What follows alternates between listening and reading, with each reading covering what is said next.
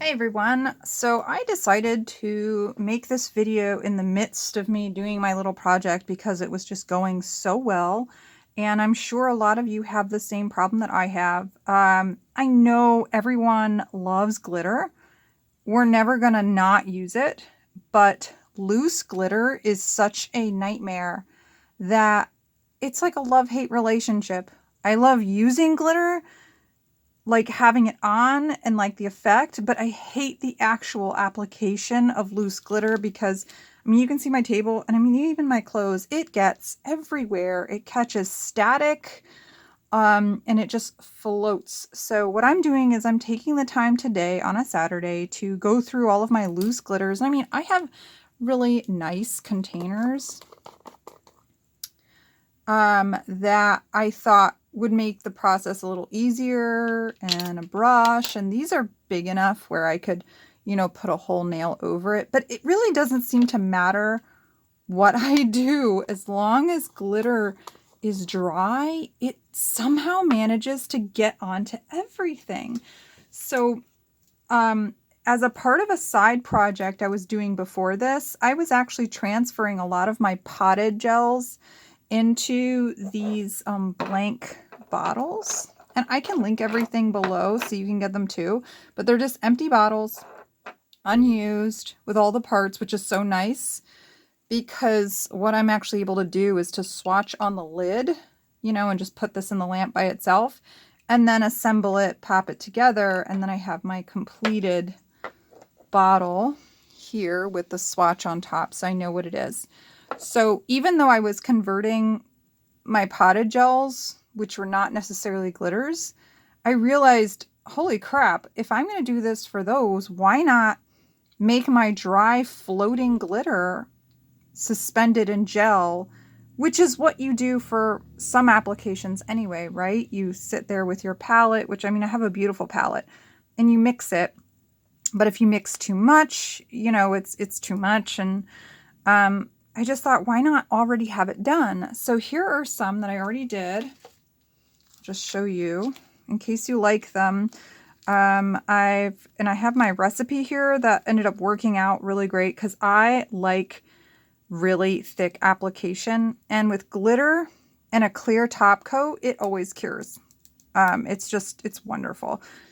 I will mention though, I actually put a mirror with saran wrap inside of my lamp so it hits the bottom too, but that's totally up to you. I don't know if that makes a difference, but essentially one thing I dislike about glitter gels that you can buy is they skimp on the glitter, and I hate that.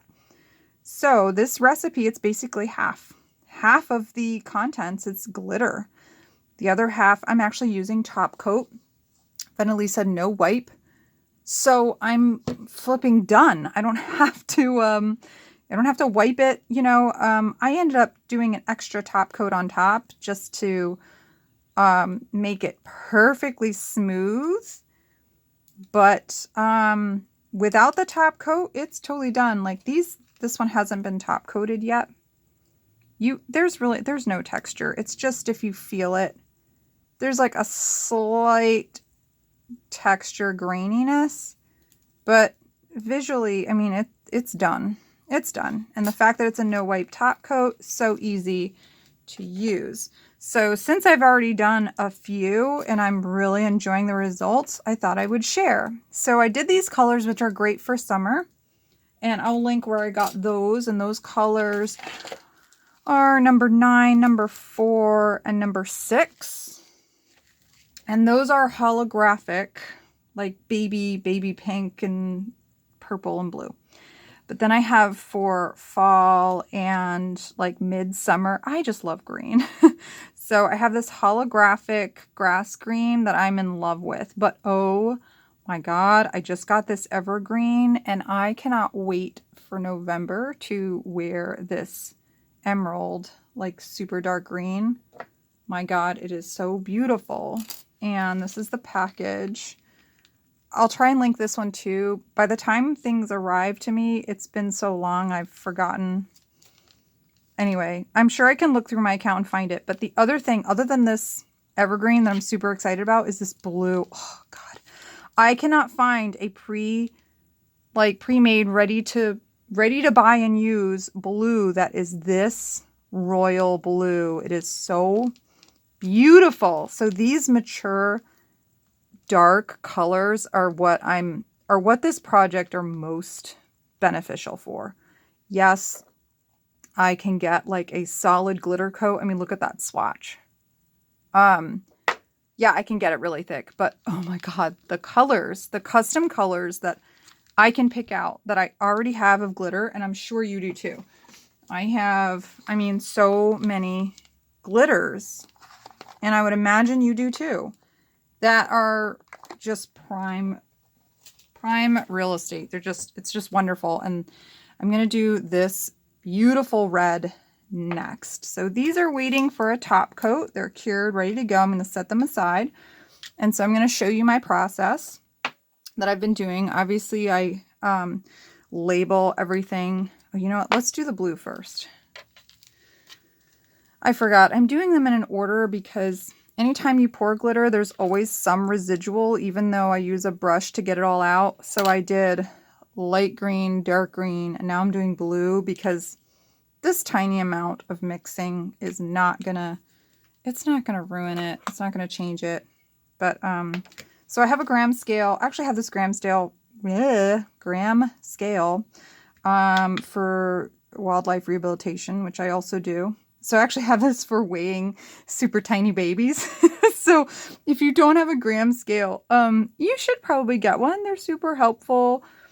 I also do silicone molds and you need a gram scale. So, hey, I think I got this at Kohl's in their clearance and it was like $15. This is a nice one though. I have a $10 crappy one I got on Amazon that really cannot, it's supposed to do grams. It's a gram scale, but it struggles anything lighter than 3 grams. It's like, it does weird stuff. It doesn't know what it's doing. It goes 0, 3, 0, 3. This is 0.00. So I use this for like weighing neonate, like, you know, newborn mice. Because if I'm going to give them medication or even fluids, I need to know how much mass I have. And anyway, that is not a nail subject. So let's get away from that. Let's just go into measuring my bottle. Again, I'll link it below. I think these are 10 ml bottles because this is a 15. Yeah, this is a 15. So I believe these are 10s or 8s. I can't remember. So my recipe is going to be 3 grams of loose glitter. So I zero it out, make sure the bottle isn't contributing to the weight.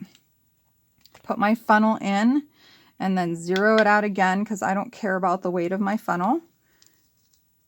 Sorry, I'm like rambling so much, but I'm so excited. All right, and now we just pour. Hopefully I don't get in the camera view, but I'm just going to pour until this says roughly 3 grams. Oh God, this blue is so pretty. I'm in love with it. I cannot wait to do this on a dark blue set. Maybe with some silver. Oh God. So I went over a little. It's totally fine. I'm just tapping this to get it closed. I have a trash can off to the side so that I can get any residual bits off of there. And then these go into my long-term storage. Now I'm just going to take this and do that. And I'm going to take my, you can see I have other colors. I use this for, what do you call them? It's like using eyeshadow. I just use my colors over gel stamps to color certain sections. And I'm also using this for my glitter. So I'm just getting as much of this down in there as I can. You don't have to be precise, but you can see there's still some down in there. And I'm not worried about every little bit. Just gonna tap it out in my trash and clean it out best I can, because even though cross-contamination is inevitable, I really don't want it happening. Okay. Done, done, and done.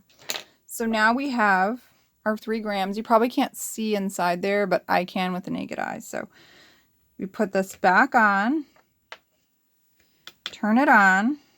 We're going to zero it out because I don't care about the weight of this now. I already know I have 3 grams. Now I have to do my 6 grams of my Venalisa No Wipe Top Coat. I really enjoy this. I can't say everything this brand puts out that I love because that would be a lie. But there are a lot of things that they put out that I really like. And one thing I really enjoy for my DIY is that I can get bulk. I probably will get right in the camera's view, but I gotta see what I'm doing. So I'm gonna do 6 grams of this.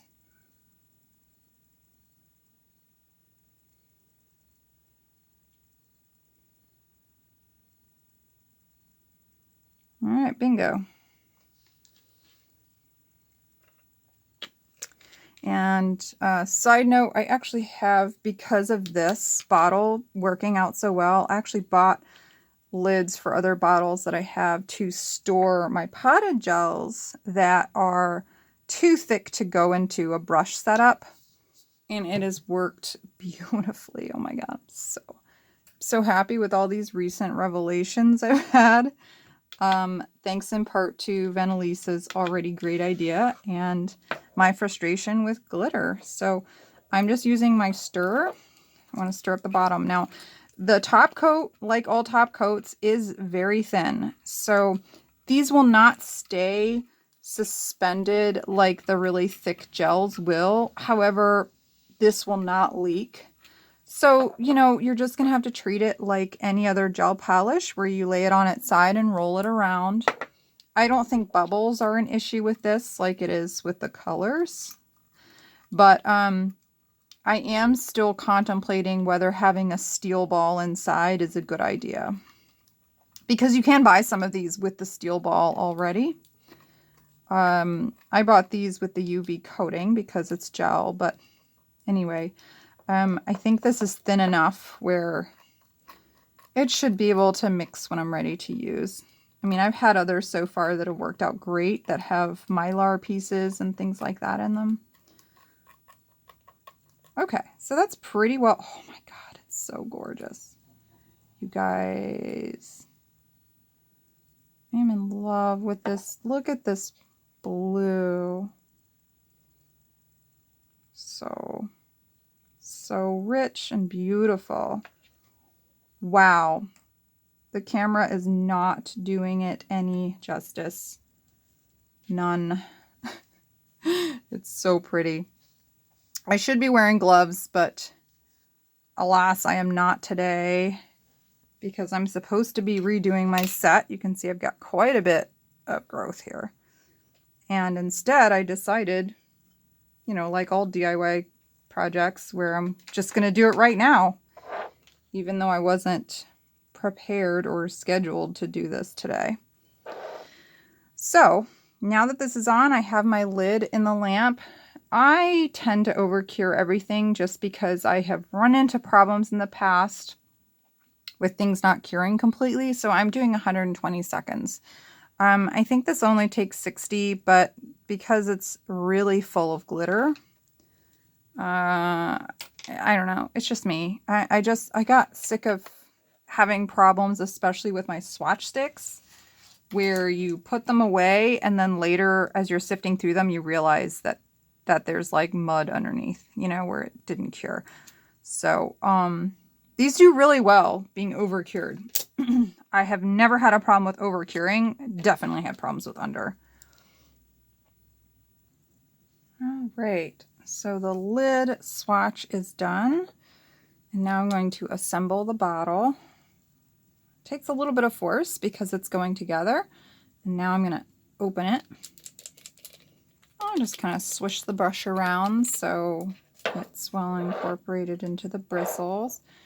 And now we get to swatch this beautiful color. Oh my God, look at that coverage. So this is what everyone wants with a glitter, right? You want it like it's solid color. So pretty. And I'm just gonna... What's also nice, being that this is a top coat suspension, is that the glitter pieces, I can see them like reassembling themselves, especially the really bright, like those lighter hollow colors. I could watch and see them settling in, which is really cool to see. Because this formulation is still, even though it's really dense, it's still thin enough that there's some movement, and there was just some spots I want to make a little more dense. Wow. Oh my gosh. If you can't, I don't think you can, if I turn this down, this light, how do I turn it off? Oop, off. You can't tell. Damn it. Anyway, it's gorgeous. So I'm just going to cure that.